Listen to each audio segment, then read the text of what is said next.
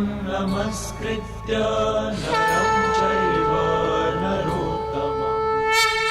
अरे अर्जुन, 1 वर्ष किन्नर क्या रहे तुम तो क्षत्रियों के लक्षण ही भूल गए।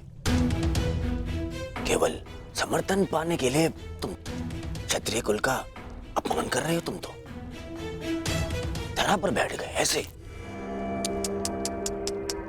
जो इस धरा के स्वामी हैं, उनके समक्ष ब्राह्मण क्या और क्षत्रिय क्या।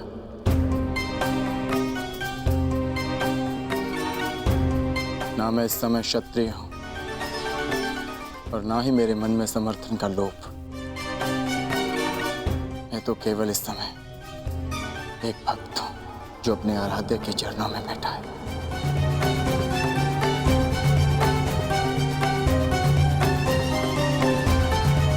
बैठो बैठो।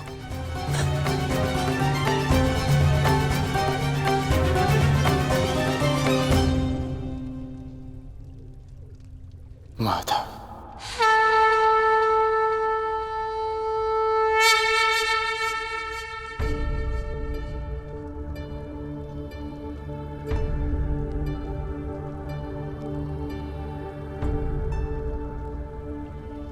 कब आए पार्थ?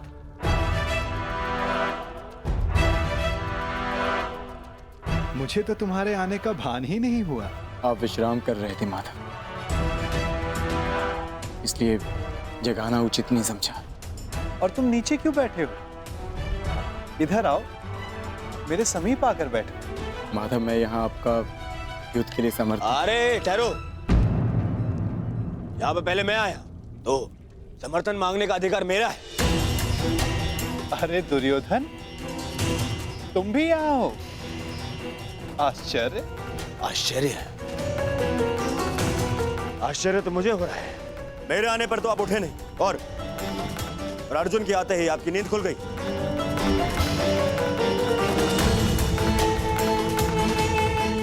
वासुदेव, मैं यहाँ अर्जुन से पूर्व उपस्थित हुआ हूं, इसलिए समर्थन मांगने का अधिकार पहले मुझे मिलना चाहिए।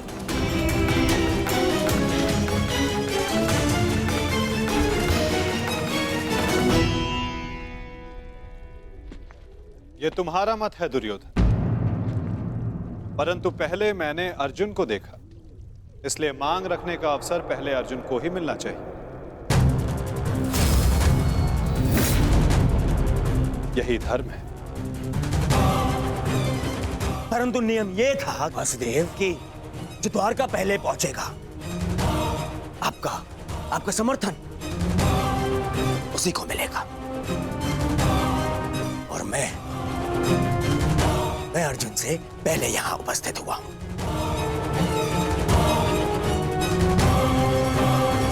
कदाचित तुमने नियम ठीक से नहीं सुना था दुर्योधन। नियम यह था कि द्वारका पहुंचकर मेरे समक्ष आकर प्रथम जो समर्थन की मांग करेगा, मैं उसका साथ दूंगा। अब आप कुतर्क का सहारा ले रहे हैं वासुदेव।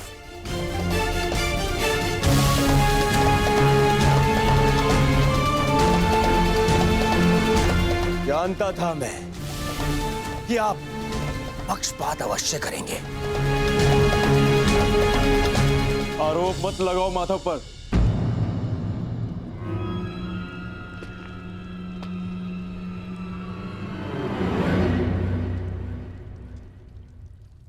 दुर्योधन सत्य कह रहा है माधव। मुझसे पूर्व ये यहां उपस्थित था, परंतु आपके पीछे बैठने के कारण आप इसे देख नहीं पाए। इसलिए समर्थन का पहला अवसर दुर्योधन को ही मिलना चाहिए।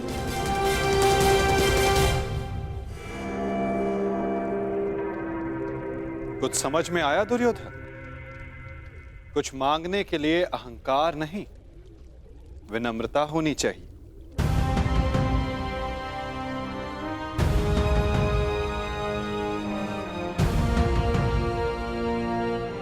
कहो, क्या चाहिए? मैं चाहता हूं कि आने वाले महायुद्ध में द्वारका हम कौरवों का समर्थन करें विनम्रता से।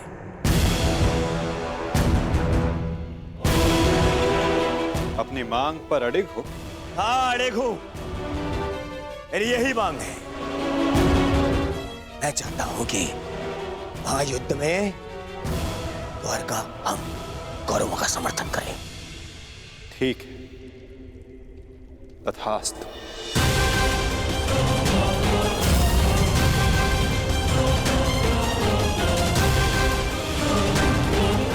परंतु तुम्हारे इस वचन ने मुझे बहुत बड़ी उलझन में डाल दिया है दुर्योधन।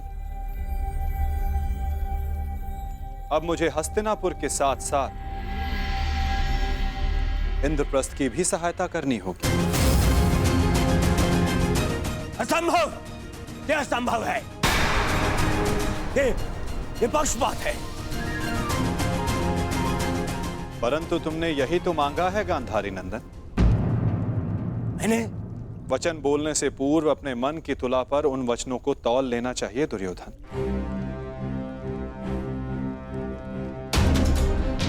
तुमने कहा कि कौरवों को द्वारका का समर्थन मिलना चाहिए। अपने द्वेष के कारण तुमने पांडवों को सदा भिन्न माना।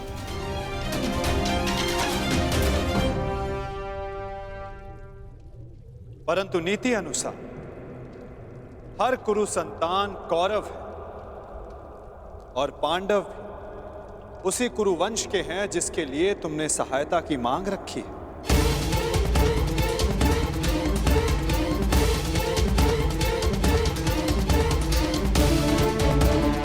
इसलिए मुझे अपना समर्थन दोनों पक्षों में बांटना होगा।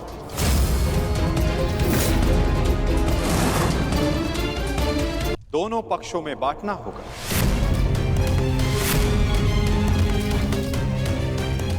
क्या करूं? पक्षपाती होना मेरे स्वभाव में जो नहीं।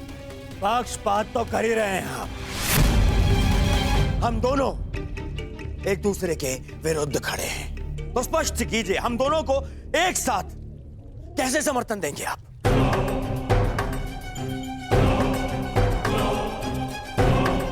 ये भी आपका कोई छल है?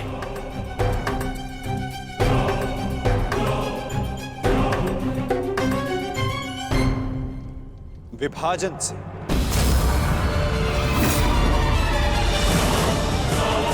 पहली बार युद्ध को टालने के लिए मैंने विभाजन का सहारा लिया था और इस बार युद्ध में सम्मिलित होने के लिए विभाजन करूंगा। मैं द्वारिका की शक्ति को 2 भागों में विभाजित करूंगा।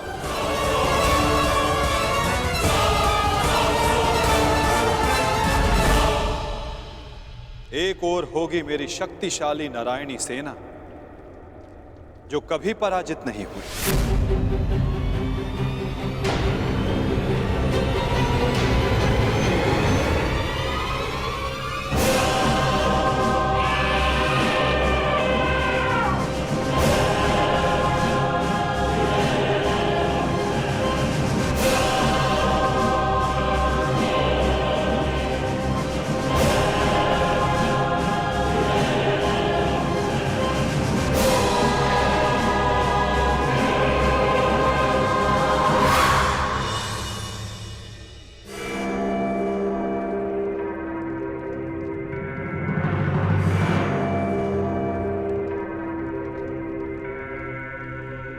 और दूसरी ओर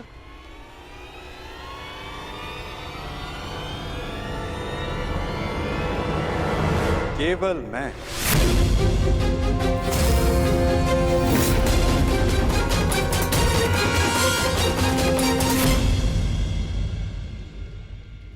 अकेला और निहत्था। मैं वचन देता हूं किसी भी परिस्थिति में मैं इस युद्ध में अस्त्र नहीं उठाऊंगा।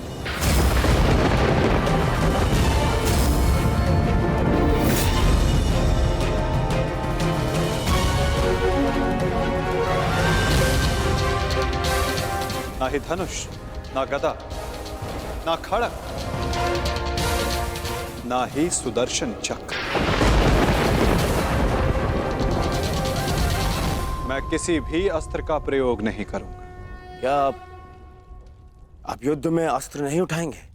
हाँ दुर्योधन, सही सुना तुमने।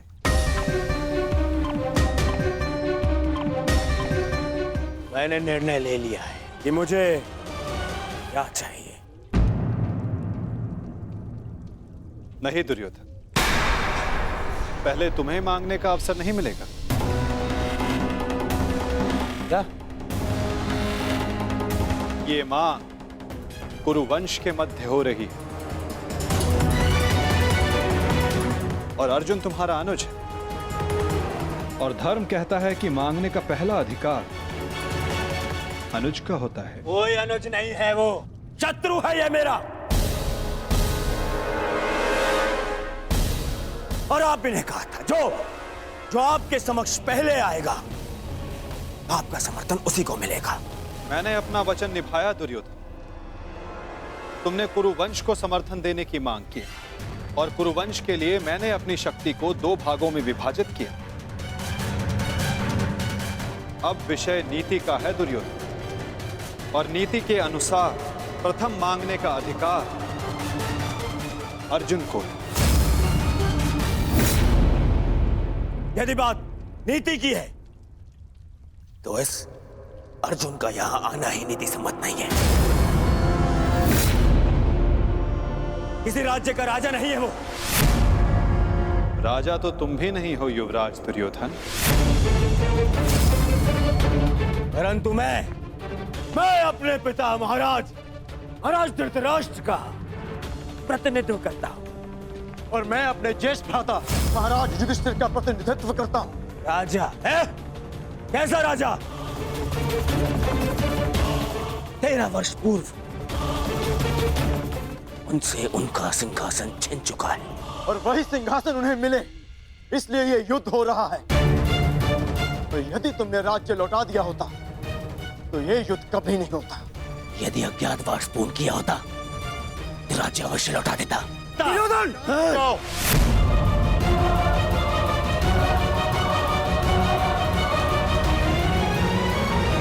यदि अज्ञातवास पूर्ण किया होता तो राज्य अवश्य लौटा देता। दुर्योधन!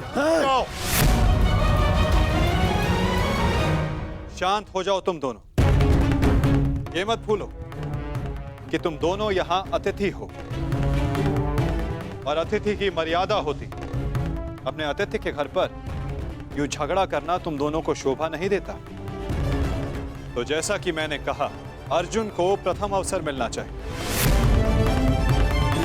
आप चाहते हैं कि अर्जुन को नारायणी सेना चुनने का अवसर मिले। मुझे क्या चाहिए इसका निर्णय तुम मत लो दुर्योधन। माधव, आप अस्त्र उठाएं या ना उठाएं, मुझे मेरे पक्ष में केवल आप चाहिए। मुझे नारायणी सेना से कोई मोह नहीं। यदि नारायण मेरे साथ है तो मेरे लिए पर्याप्त है। मुझे आपकी सेना का नहीं, आपका समर्थन चाहिए।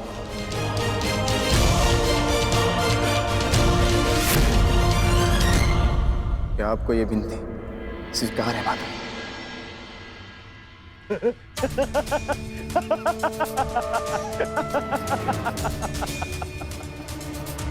अब समझा मैं। ये 12 वर्ष के वनवास ने तुम्हारा क्षत्रिय गुण ही नहीं, तुम्हारी बुद्धि भी हर ली है। मूर्ख। स्वयं मेरे गले में विजयश्री की माला पहना दी तुमने तो स्वयं अपनी पराजय का मार्ग चुन लिया। इतनी विशाल शक्तिशाली अपराजय सेना को ठुकराकर, और तुमने चुना निहत्थे कृष्ण को, जो अब कदाचित स्वयं की रक्षा भी नहीं कर पाएगा युद्ध में। दिख रहा है मुझे कि कैसे तुम 5 पांडवों के शवों पर अट्ठास मारकर उत्सव मना रहा हूं मैं।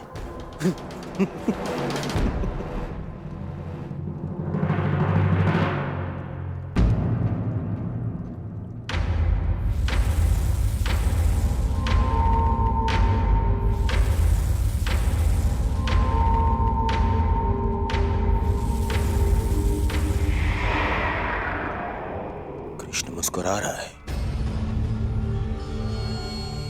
नहीं, नहीं, कुछ तो छल है। अब समझा। नारायणी सेना मुझे दे दी, जबकि उसके स्वामी तो आप स्वयं हैं। वो अपने ही स्वामी पर प्रहार कैसे करेगी? उल्टा वो तो हमारी ही सेना को हानि पहुंचाएगी। नहीं, ये छल है ये।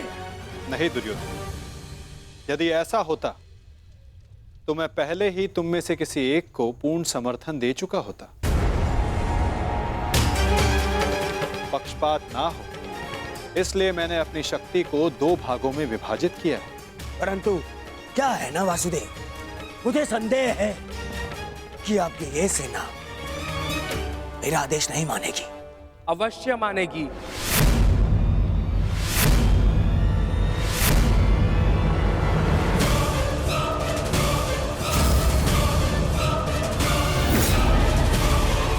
क्योंकि मैं नारायणी सेना का नेतृत्व करूंगा। वसुरश्री,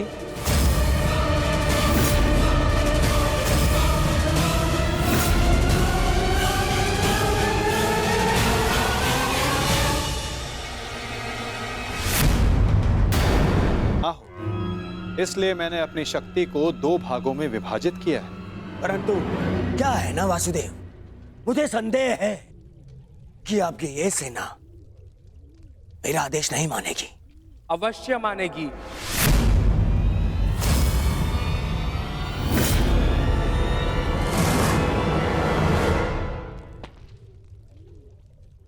क्योंकि मैं नारायणी सेना का नेतृत्व करूंगा।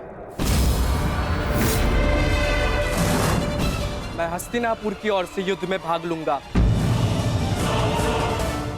और नारायणी सेना का सेनापति बनकर निर्देश दूंगा। अब कोई छल नहीं कर पाएगा और ना ही कोई विद्रोह।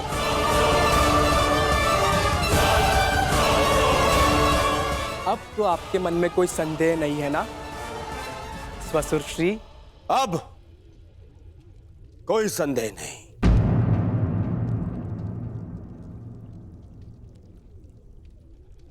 ये विभाजन मुझे स्वीकार है।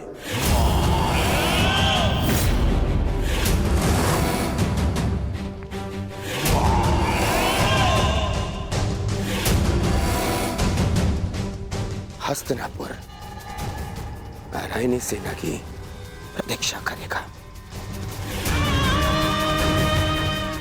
अब मुझे आज्ञा दीजिए, बहुत कार्य शेष है, तैयारियां करनी है। विनम्रता से।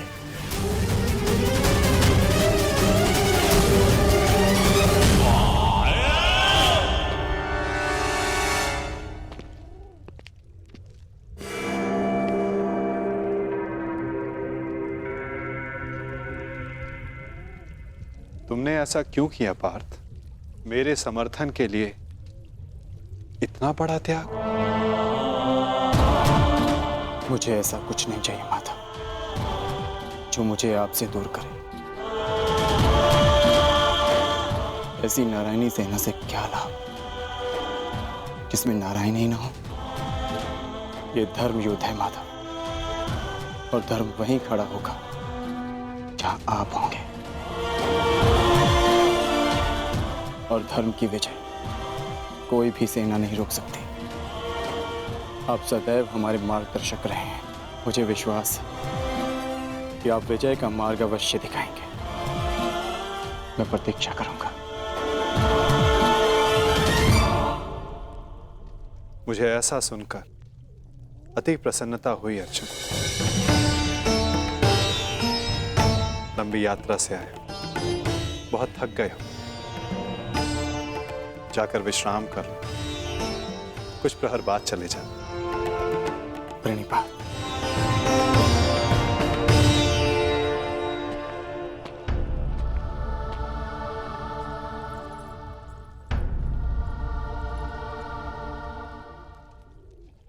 मुझे क्षमा कर दीजिए पिताश्री, मैंने आपको पक्षपाती समझा, मुझसे बहुत बड़ी भूल हो गई। ठीक कहा था आपने, आप लोगों को नहीं चुनते, लोग आपको चुनते हैं।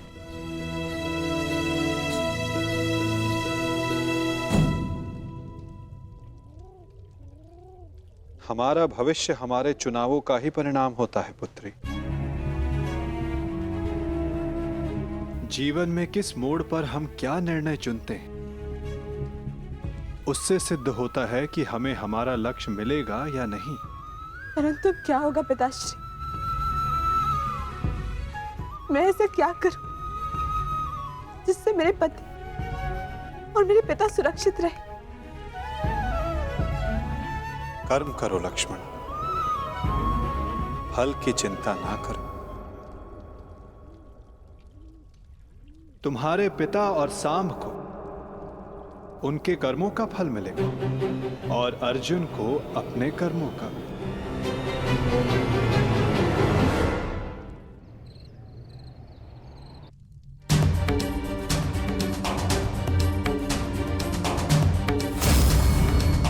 मैं भी इस युद्ध में सम्मिलित होना चाहता हूं। मैं अपना निर्णय ले चुका हूं और अपना पक्ष भी चुन चुका हूं, जिस ओर मेरा मित्र सांब होगा।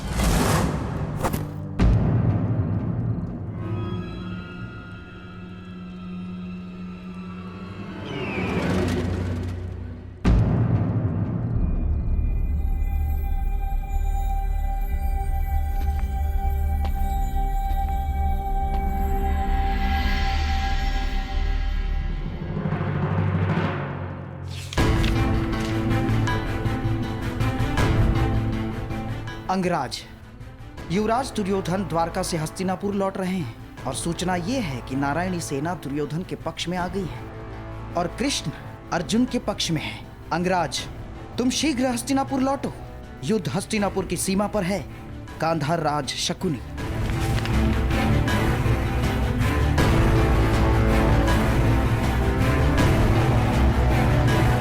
ये तुमने कैसी मूर्खता कर दी मित्र, कैसी मूर्खता कर दी तुमने।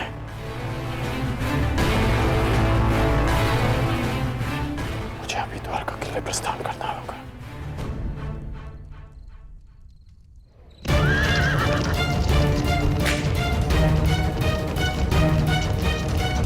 पिताश्री, ये अचानक कहां जा रहे हैं?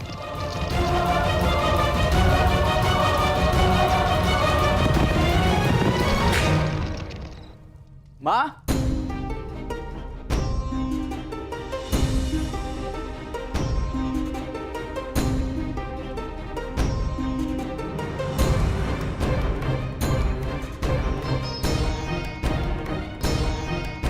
एक बार पुनः अपने कर्तव्य के लिए अपने परिवार को छोड़कर जा रहे हैं पिताश्री।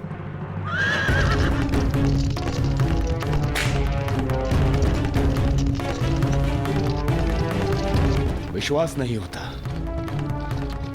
अर्जुन इतना बड़ा मूर्ख है। इतनी सरलता से मुझे नारायणी सेना दे दी। हाँ?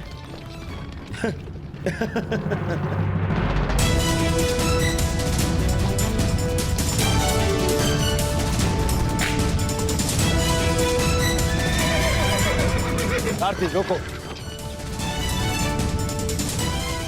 वेद,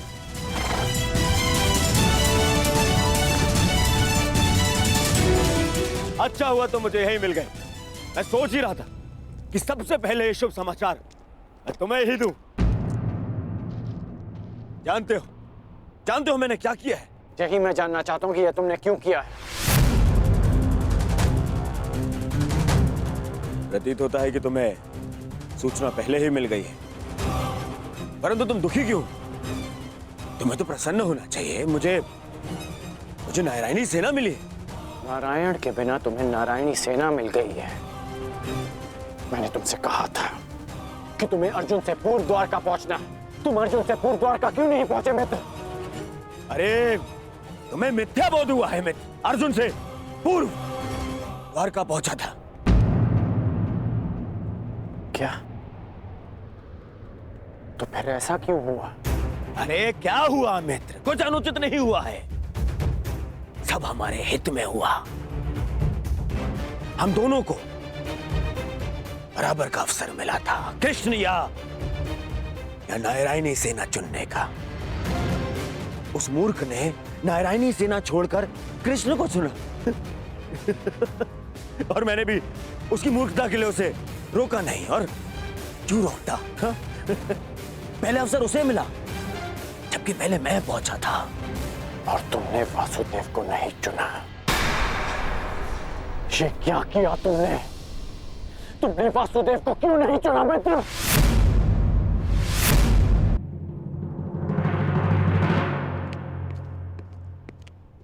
उस पाखंडी कृष्णा को ये उपहार दे देना।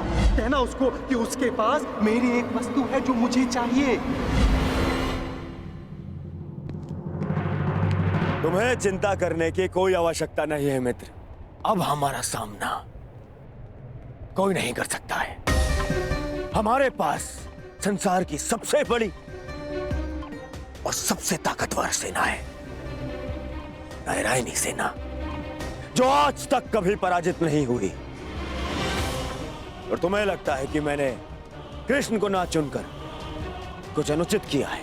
वो कृष्ण जो इस युद्ध में शस्त्र भी नहीं उठाएगा। मित्र, तुम जानते हो कि नारायणी सेना आज तक अपराजित क्यों रही है? वो अपराजित रही है केवल वासुदेव के कारण। और आज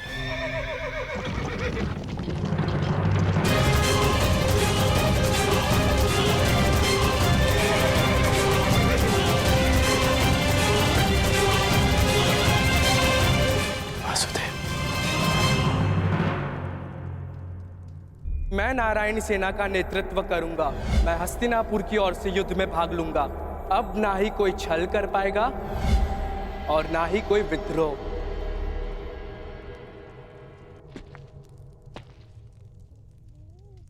प्रणिपात माता। पार्थ, क्या हुआ पार्थ? कुछ भूल गए थे? हाँ माता, मैं आपको बताना भूल गया था कि द्वारका पहुंचने में मुझे विलंब हुआ था, क्योंकि मार्ग में मेरा एक विचित्र घटना से सामना हुआ। तुम्हारे कहने का तात्पर्य यह है कि तुम्हारा सामना किसी विचित्र मनुष्य से हुआ है ना पार्थ?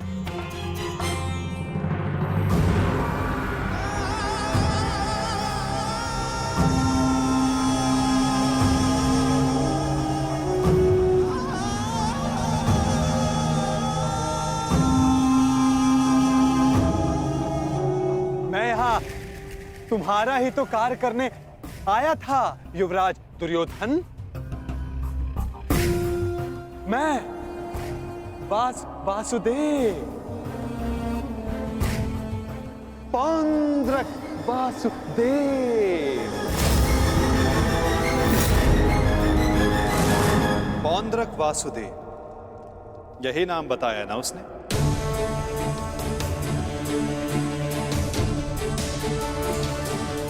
जिसने मेरी भांति वेशभूषा भी धारण कर रखी थी, है ना? हाँ, आप जानते हैं मैं भी कैसा प्रश्न पूछ रहा हूं। भला आपसे क्या छिपा है? परंतु मेरी समझ में यह नहीं आता कि वो पाखंडी आपके रूप में प्रस्तुत होकर सबको भ्रमित कर रहा है और आप शांति की आशा में कभी कभी शांत बैठना भी पड़ता है पार्थ।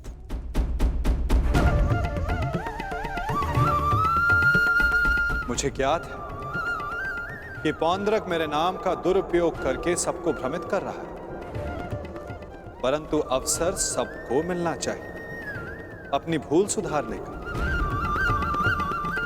वही अवसर जो मैं सबको देता हूं, वही अवसर जो मैंने शिशुपाल को दिया था, वही अवसर जो मैंने कंस मामा को भी दिया था। और यदि मनुष्य अपनी भूल ना सुधारे तो उचित समय आने पर उसे अपने कर्मों के फल अवश्य मिलते हैं पार्थ।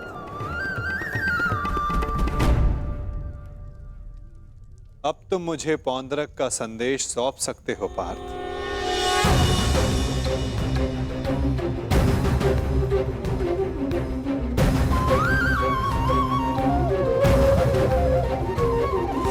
यदा यदा हि धर्मस्य ग्लानिर्भवति भारत परित्राणाय साधूनां विनाशाय च दुष्कृताम्।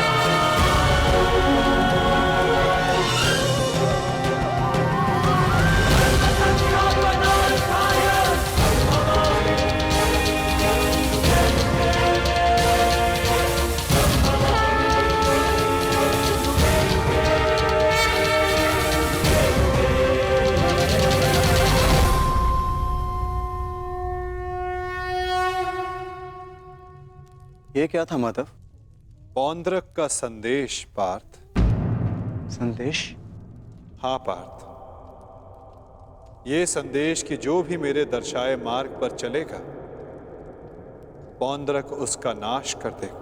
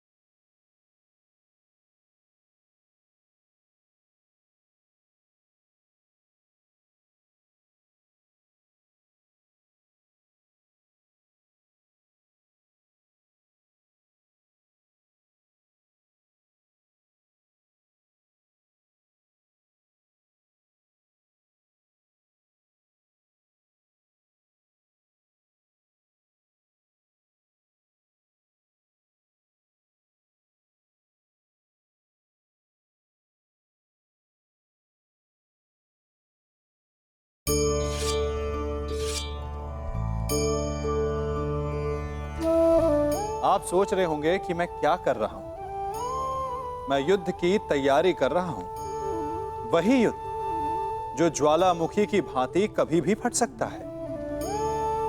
युद्ध वही जीतता है जो युद्ध में व्यतीत होने वाले समय से अधिक समय युद्ध की तैयारी में लगाए।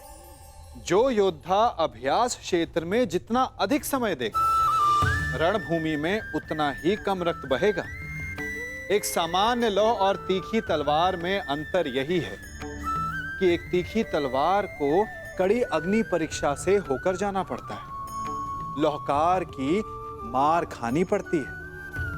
एक तलवार जितनी पीड़ा सहेगी उसका वार उतना ही प्रबल होता है। इसलिए पीड़ा से घबराए नहीं, उसका सामना करें, उसका अभ्यास करें, क्योंकि यही अभ्यास जीवन के युद्ध में आपको विजयश्री बनाता है। पक्षपात ना हो, इसलिए मैंने अपनी शक्ति को 2 भागों में विभाजित किया है। परंतु क्या है ना वासुदेव, मुझे संदेह है कि आपकी ये सेना मेरा आदेश नहीं मानेगी। अवश्य मानेगी।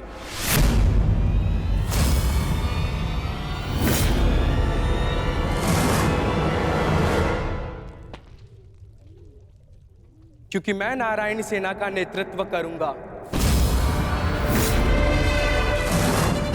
मैं हस्तिनापुर की ओर से युद्ध में भाग लूंगा और नारायणी सेना का सेनापति बनकर निर्देश दूंगा।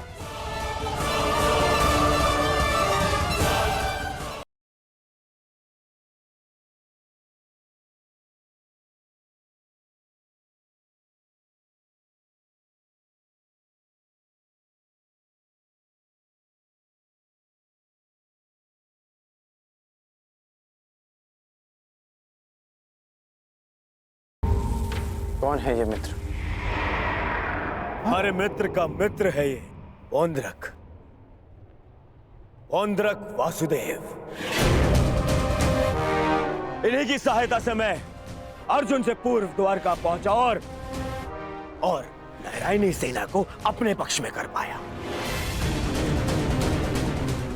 इसका श्रेय मामाश्री की तीव्र बुद्धि को जाता है मित्र। उन्हीं ने पौंड्रिक को संदेश भेजा कि वो अर्जुन के मार्ग में बाधा उत्पन्न करे। इन्होंने अर्जुन को रोका और उसी कारणवश मैं अर्जुन से पूर्व द्वारका पहुंच पाया। अर्जुन को मार्ग से भटकाने का पूरा प्रबंध कर दिया है। तो तुमने फिर से छल किया। छल? छल मैंने नहीं, उन्होंने किया। युधिष्ठिर के स्थान पर अर्जुन को भेजकर मैंने तो केवल उन्हें उत्तर दिया है। मित्र, उन्होंने जो किया उसे छोड़ो, परंतु तुम्हें अवसर मिलने पर भी तुमने वासुदेव के स्थान पर नारायणी सेना को चुना। इसे मूर्खता कहते हैं। मूर्खतापूर्ण बातें तो तुम कर रहे हो अंगराज। वासुदेव तो दुर्योधन के ही पक्ष में है। मैं हूं वास्तविक वासुदेव। पौंड्रक वासुदेव दुर्योधन के ही पक्ष में है। मुझे तुम पर दया आती है अंगराज, दया आती है तुम पर कि मुझे समक्ष पाकर भी तुम उस छलिए कृष्ण की माया में उलझे हुए हो।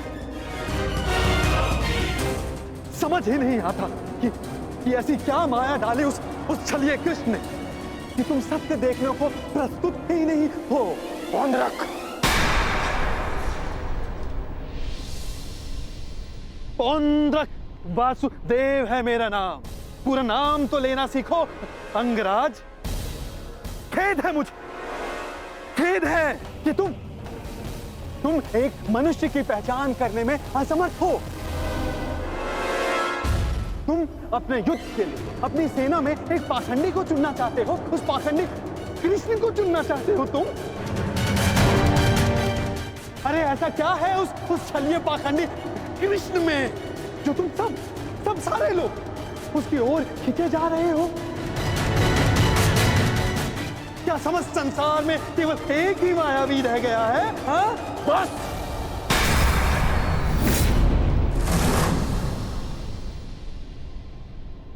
बस तुम करो मित्र, बस।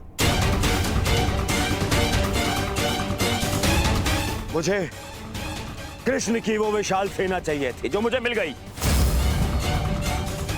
वैसे भी वो निहत्था निशस्त्र कृष्ण मेरे किस काम का है? हाँ?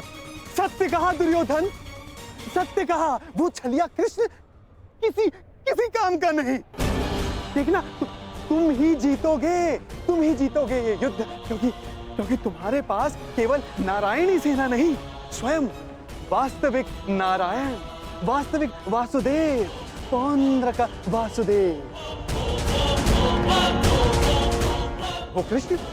वो कृष्ण तो मेरा रूप रखकर सबको भ्रमित करता रहता है। बैरूपिया मात्र है वो तो। उस कृष्ण का तो इस संसार से मैं... अब एक और शब्द वासुदेव के विरुद्ध मत कहना।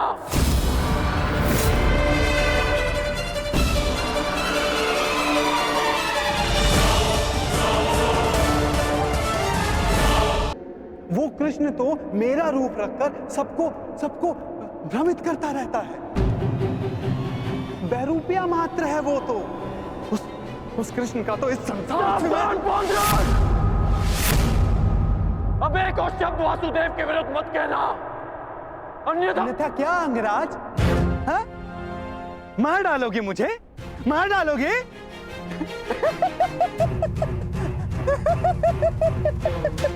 दुर्योधन, तनिक देखो तुम्हारी सेना का ये वीर कहीं वास्तविकता में उस छलिए का गुप्तचर तो नहीं है? छलिए और बहरूपिये तो तुम हो पौंड्रक। कुछ ही क्षणों में तुम्हारी वास्तविकता मेरे समक्ष आ गई है। तुम मेरी चिंता करनी छोड़ो, केवल अपनी चिंता करो। तुम केवल एक बड़बोले ढोंगी हो जो वासुदेव होने का स्वांग रचा कर बैठे हो। मौन रहो दुस्साहसी, मौन।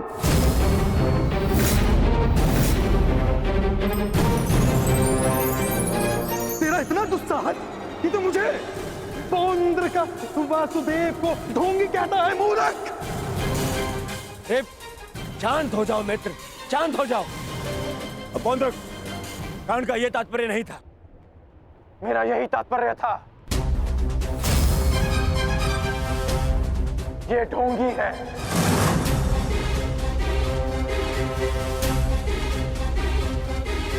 यदि तुम वास्तव में वासुदेव हो तो मुझे निशस्त्र करके दिखाओ। मैं तुम्हें चुनौती देता हूं। पौंद्रक वासुदेव को चुनौती?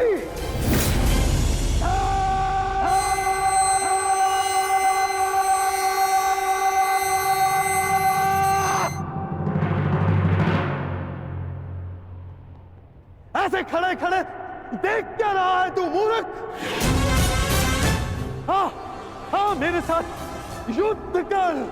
मेरे हाथों मरेगा, तुझे मोक्ष मिलेगा।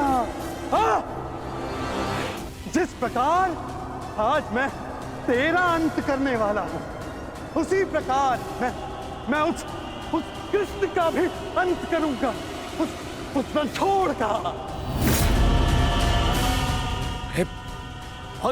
जो रासलीला के नाम पर स्त्रियों को भ्रमित करता है, जो बाल क्रीड़ा के नाम पर स्त्रियों के वस्त्र चुराता है, जो स्वयंवर से स्त्रियों का हरण करता है, उस कृष्ण का पक्ष ले रहा है तू। उसके लिए तू मुझसे युद्ध कर रहा है। उस कृष्ण का भी मैं वध करूंगा, पहले तेरा, उसके बाद उसका। अब तो मैं सीमा पार करती है।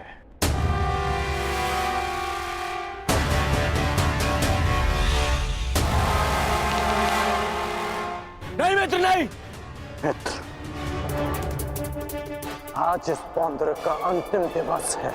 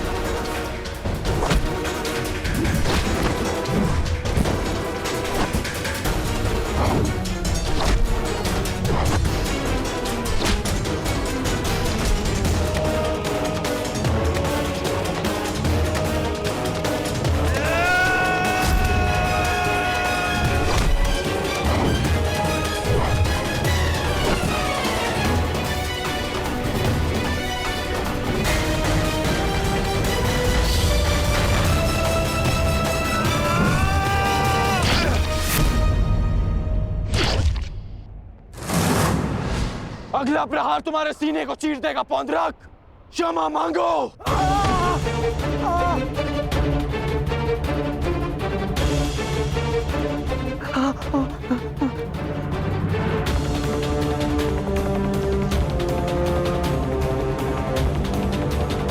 अब बोलो, क्या कह रहे थे तुम? कौन हो तुम? मैं ही हूं वास्तविक वासुदेव। पौंद्रक वासुदेव मैं ही हूं। पाखंडी! नहीं गण! मित्र नहीं, नहीं मित्र। रुक जाओ अंगराज।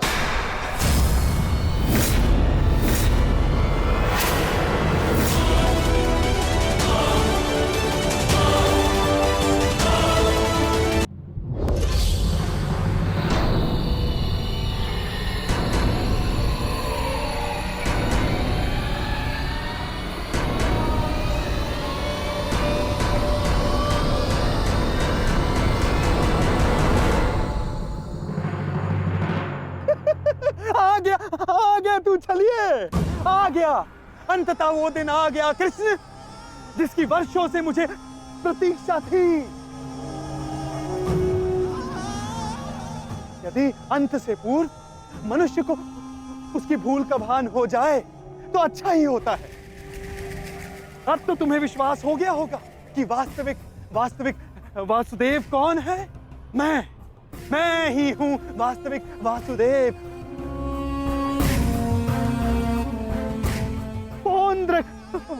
वासुदेव, इसलिए जिसका अधिकार आरंभ से केवल मेरा है, मुझे मेरा सुदर्शन चक्र दे दो कृष्ण।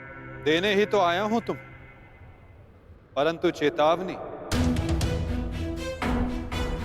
मैं तुम्हें बहुत अवसर दे चुका हूं पौंड्रक। तुम्हारे पाप का घड़ा भरता जा रहा है पौंड्रक।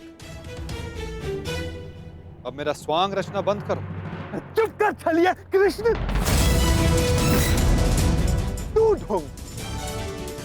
तू छलिया मुझे बताएगा कि अब मुझे क्या करना चाहिए और क्या नहीं। जो तुझे देव मानते हैं ना, वो सब दृष्टिहीन है और बुद्धिहीन भी। परंतु मैं नहीं हूं। अपने सहयोगियों को धैर्य की महिमा समझाओ दुर्योधन। युद्ध प्रारंभ होने में अभी समय शेष है और समय से पूर्व युद्ध को आमंत्रण देना सर्वनाश को आमंत्रित करने के समान होता है दुर्योधन। क्योंकि इस समय मैं अस्त्र ना उठाने के लिए बंधित नहीं हूं। मनुष्य को खाई में गिराने के लिए उसका केवल एक पग पर्याप्त होता है पौंड्रक। अभी अभी मैंने कर्ण को रोककर तुम्हें मृत्यु के मुख में जाने से रोका है। कदाचित तुम्हारा अगला पग तुम्हारा अंत ना रोक पाए पौंड्रक।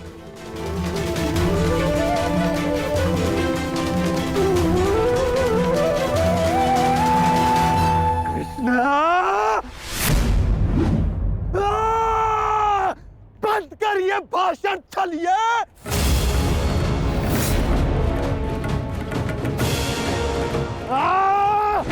छलिए पाखंडी, आज मैं तेरा अंत करके ही रहूंगा कृष्ण। पहले रखो मित्र, क्रोध मुझे भी आ रहा है। अपने क्रोध को युद्ध के लिए बचा के रखो।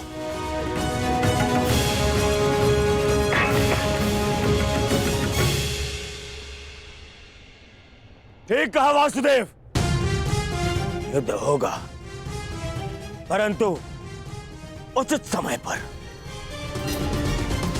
और उचित स्थान पर। उस महायुद्ध के प्रथम दिवस पर मैं आपको उत्तर अवश्य दूंगा।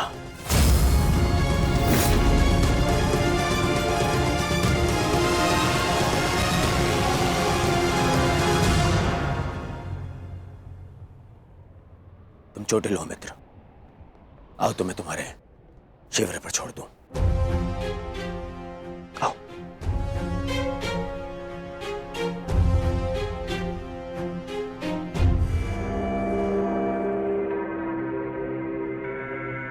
मित्रकांड, तुमसे हस्तिनापुर पे भेंट होगी।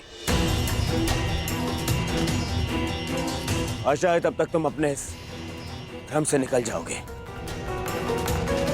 और तब तुम समझोगे कि मेरा चुनाव उचित था।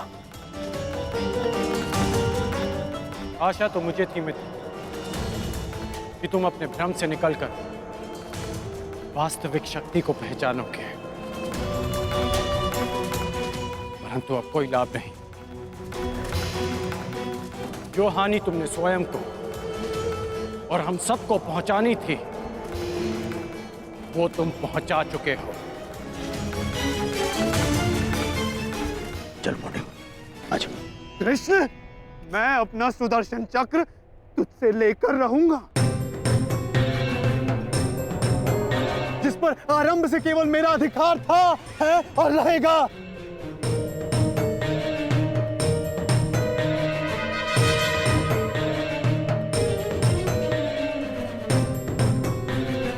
चलो सारथी।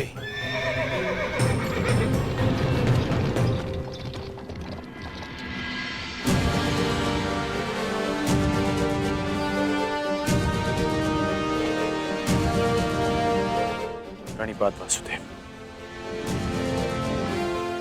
आज्ञा दे। इतनी भी क्या शीघ्रता मित्र?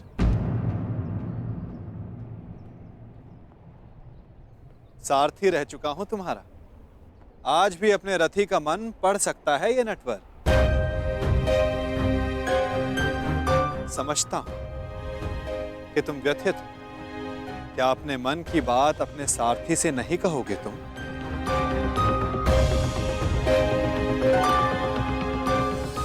अपने रथी का मन आप पढ़ सकते हैं ना, तो पढ़ लीजिए। इसीलिए कहता हूं मित्र, तुम्हें प्रसन्न होना चाहिए। दुर्योधन ने उचित चुनाव किया, उसे शक्ति चाहिए थी, उसे मिल गई। नारायणी सेना अब उसके आदेश के अधीन होगी। नारायणी सेना में नारायण ही ना हो तो वो कैसी नारायणी सेना केशव?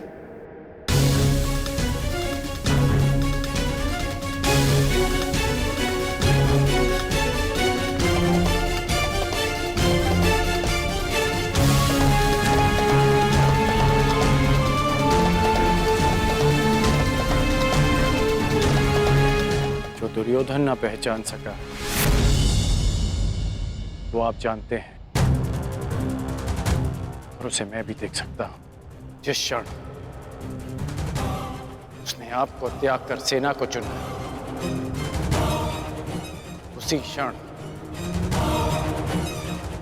उसने विजयश्री थाल में सजाकर पांडवों को भेंट कर दी।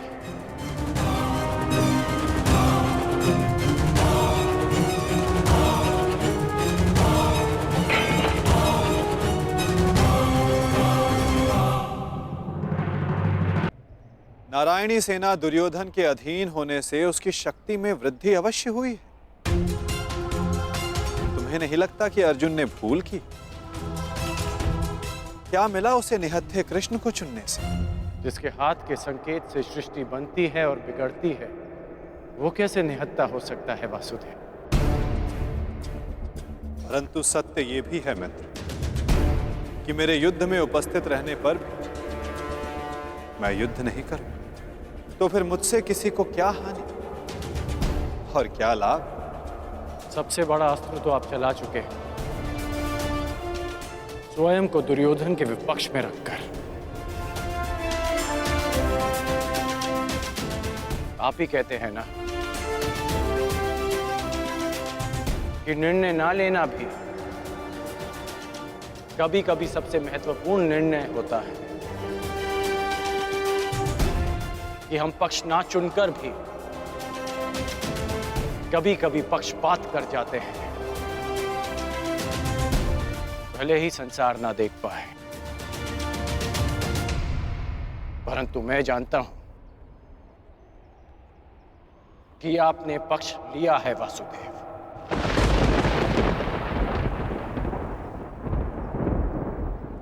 नहीं मित्र, मैं किसी का पक्ष नहीं लेता, ना किसी को चुनता हूं। लोग मुझे चुनते हैं या छोड़ते हैं। मानता हूं कि आपने किसी को नहीं चुना, परंतु आपने दुर्योधन को बाध्य किया कि वो आपको ना चुने।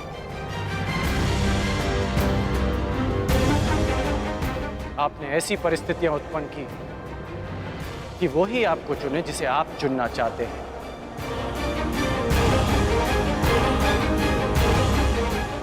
क्या ये एक प्रकार का पक्षपात नहीं वासुदेव? तुम्हारी यही प्रवृत्ति मुझे भाती है मित्र, और तुम्हें सबसे भिन्न बनाती। तुम बुद्धिमान हो और स्पष्टवादी भी।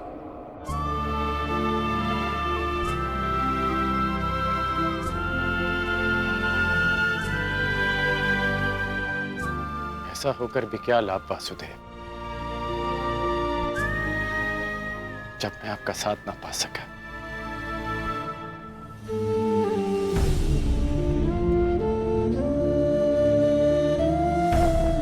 कितने वर्ष हो गए हमारी भेंट को? जब से हम मिले हैं हमारे पक्ष सदा भिन्न थे, परंतु हमारी सोच एक थी वासुदेव। फिर आपने ऐसा क्यों किया? मैंने ऐसा क्या किया मित्र?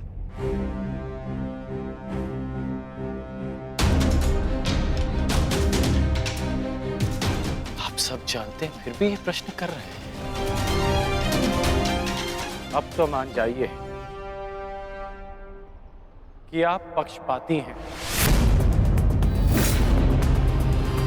कैसा पक्षपात अंगराज? विराट नगर में मैंने कौरवों और पांडवों को समान अवसर दिया कि द्वारका आकर मुझसे पहले जो समर्थन की मांग करेगा मैं उसी का समर्थन करूंगा। विराट नगर में जब आपने वचन दिया वहां सब उपस्थित थे, परंतु द्वारका में जो घटित हुआ वो केवल दुर्योधन और अर्जुन ही जानते हैं। दुर्योधन को केवल आपने भ्रम दिया और शक्ति दी अर्जुन को।